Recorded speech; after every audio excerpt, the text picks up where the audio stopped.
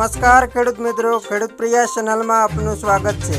આજે તારીખ 2 મે 2023 સાંજના મહત્વના હવામાન સમાચાર। ચેનલમાં નવા આવો તો સબસ્ક્રાઈબ કરી લેજો।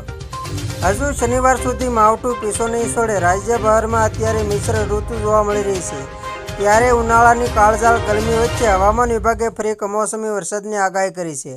હવામાન વિભાગની આગાહી પ્રમાણે હજુ 4 દિવસ રાજ્યભરમાં કમોસમી વરસાદ રહેશે।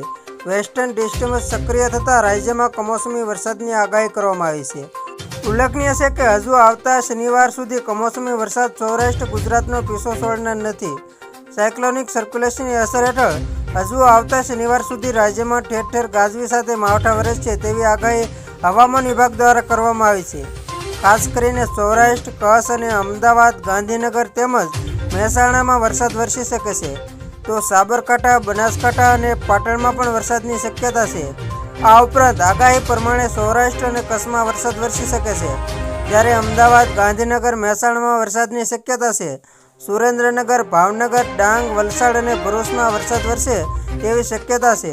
હવામાન વિભાગના કહેવા પ્રમાણે 4 અને 5 મેના રોજ વધુ વરસાદની શક્યતા છે। કમોસમી વરસાદની સાથે 30 થી 40 કિલોમીટરની ઝડપે પવન ફૂંકાઈ શકે છે। આવતીકાલે એટલે કે 3 મેએ રાજ્યના આણંદ, બનાસકાંઠા, પંચમહાલ, સાબરકાંઠા, વડોદરા, ભરૂચ, ડાંગ અને સુરતમાં વરસાદ થવાની શક્યતાઓ છે। આ સિવાય સૌરાષ્ટ્ર, કચ્છના અમરેલી, ભાવનગર, ગીર સોમનાથ અને કચ્છમાં વરસાદ થવાની શક્યતાઓ છે।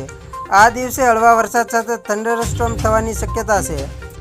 આ પછી 2 દિવસ દરમિયાન 4મી તારીખે દક્ષિણ ગુજરાતના ડાંગ, નવસારી, વલસાડ, દમણ અને દાદરાનગર હવેલીમાં વરસાદ થવાની શક્યતાઓ છે, જ્યારે સૌરાષ્ટ્ર, કચ્છના અમરેલી, ભાવનગરમાં પણ વરસાદ થઈ શકે છે। જ્યારે 5મી મેએ જૂનાગઢ, રાજકોટ, પોરબંદર, જૂનાગઢ અને દ્વારકામાં વરસાદ થઈ શકે છે। 5 દિવસની આગાહી કરવામાં આવી છે, જેમાં 6મી મેએ વડોદરા, ભરૂચ, નવસારી, વલસાડ અને દમણ, દાદરાનગર હવેલી તથા સૌરાષ્ટ્રના અમરેલી, ભાવનગર અને રાજકોટમાં વરસાદ થવાની આગાહી કરવામાં આવી છે। તો ખેડૂત મિત્રો, આ હતા સાંજના મહત્વના હવામાન સમાચાર। ફરી વખત મળીશું નવી અપડેટ સાથે। ત્યાં સુધી જોતા રહેજો ખેડૂત પ્રયાસ યુટ્યુબ ચેનલ।